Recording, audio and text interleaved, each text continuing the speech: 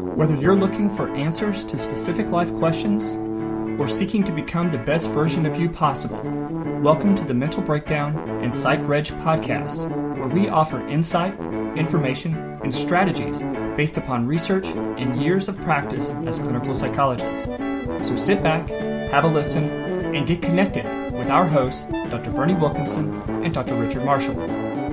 Welcome back to another episode of the Mental Breakdown and Psych Reg podcast. How are you doing, Richard? Doing well. We've had what day is it today? We're recording this on a Friday morning after it's already been a very long morning and it's only 7 o'clock.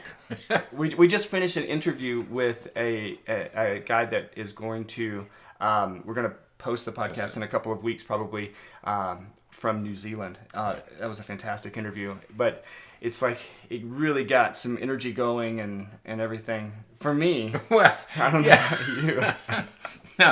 No. I'm going to call him back and I'm going to email him later today and say that he took. No, never mind.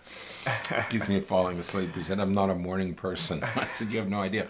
It was 11 o'clock at night there. Yes. On Friday. Friday, yeah, it's today, but at 11 o'clock at night, and here it was 5 o'clock in the morning. Right. So he was living in the future. Yes. And in real time. It's no wonder you love this technology stuff so much, It's awesome. So, but you know what? That's not the topic of the... But we want people to watch that interview. We That's do. really a fascinating interview. His name is Dr. Bruce Cohen, so keep an eye out for that it'll be a couple weeks. Really, really fascinating guy, a smart guy, really good perspective on things. So yeah. Try to catch that if you can.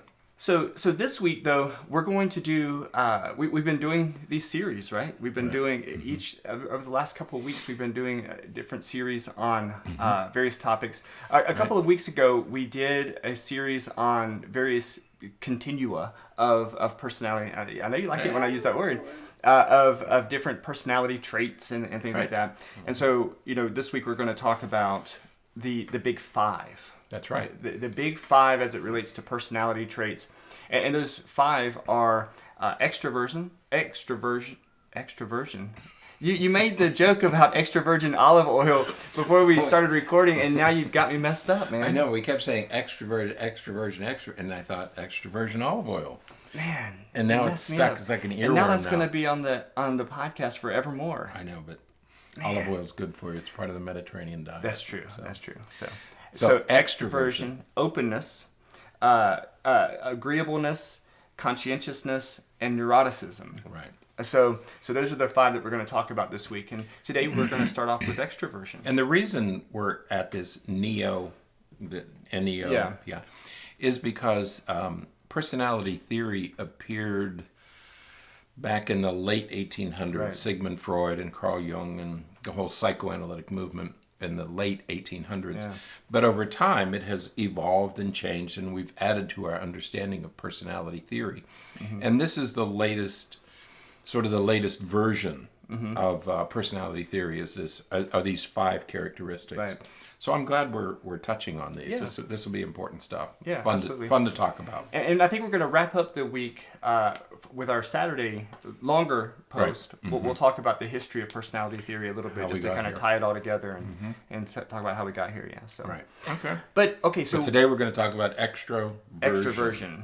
Yes, and extroversion is is sort of, well, I think we all know it when we see it, right? It is that sort of the quantity and intensity of energy that we direct outward towards the social world.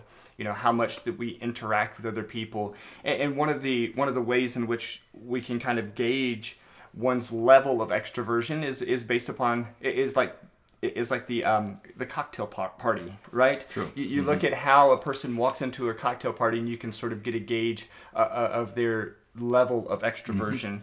You have those who walk in and they're right. They're ready for the attention. They're ready, hey, and they're yelling across the room and things like that. And then you have those people who kind of sneak in and walk along the wall a little bit. So stay in the background. With very young children, we call it slow to warm. Little kids will enter a room, and some will throw themselves into it immediately without thinking, just hurl themselves into the activity, and other children will enter very gradually, Right. very slowly, test the water a little bit at a time, whereas some kids jump into the deep end with their clothes on. Absolutely. So that's extroversion, is how we interact, how enthusiastically we interact with the world. Absolutely. So, and some of the ways that we think about and measure extroversion is we think about sort of their warmth and their interest and friendliness with other people. Right. Sometimes when we think about people who are very extroverted, we think of them as very gregarious, and they're very, forceful, and they're just like, come here, Right. and they're, giving hugs. That's right. When you're first introduced to somebody, some people draw you into themselves and make you feel like they really want to be with you and they want to know about you. Right. Whereas other people stand back and you wonder whether they're even interested Right. in anything about you. And so I think that whole idea of how does a person act when you first meet them is a good way to think about extroversion. Yeah, and it's and it oftentimes comes across as assertiveness, right? People, If you push it, yeah. Sometimes people who are more extroverted seem and appear more assertive because they're, they say what they think and they say what they want, and they don't mind being outspoken about things necessarily. Right. And not that they're rude, not that they're confrontational or anything like that necessarily. It's just that they are like that. Yeah, there are people that you meet who kind of overwhelm you when you first meet them. Whoa, slow down a little bit. They're big, and that's a little excessive extroversion. Right. Yeah.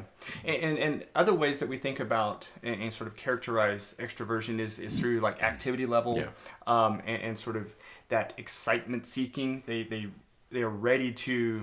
They're ready to do things. Ready to get involved. And I think that we oftentimes also associate like positive emotions to extroversion. And I think that, one of the ways that a lot of people characterize and differentiate extroversion from introversion, because that's, two ends of the same spectrum there, is through from where you gain your energy. Right. Those people who are extroverted, they really gain their energy and become even more energized by others. Right. Those interactions and affiliations with other people, they're really energized and fueled by that.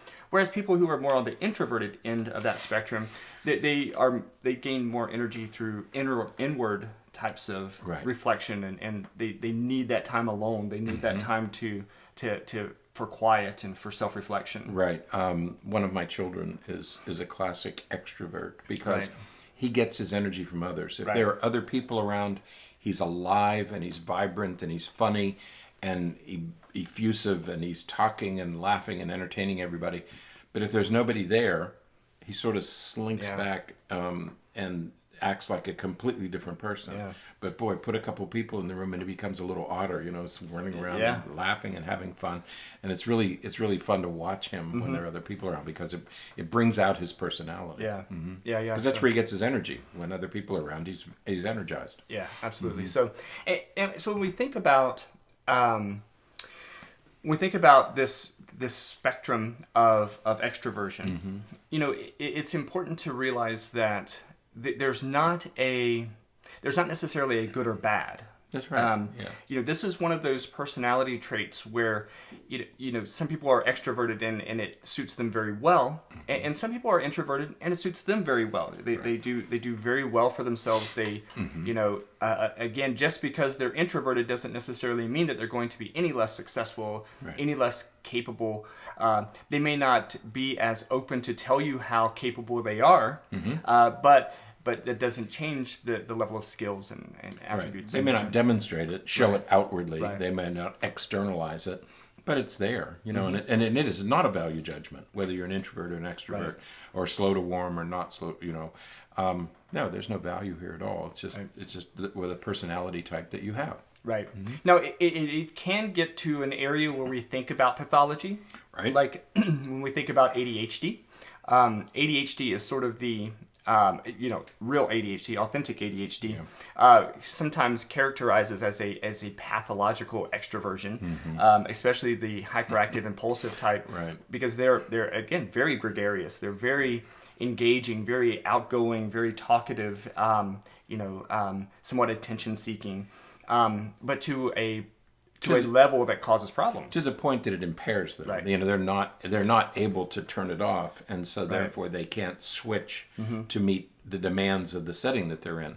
So, they'll act inappropriately in church or in a classroom, or when they're supposed to be quiet. They can't shut it down to match the environment that they're in. Right. And then it becomes a problem. Yeah, absolutely. And on the other end, the sort of the pathological expression of introversion is depression. Right? That inward, again, is still that inward focus, but it's the inward focus of negativity, and so you become more withdrawn, less interactive with other people, and again to a level that begins to create impairment in functioning and problems. Or a social phobia, where agoraphobia, where you're so introverted that you can't get out and be in the world. Yeah.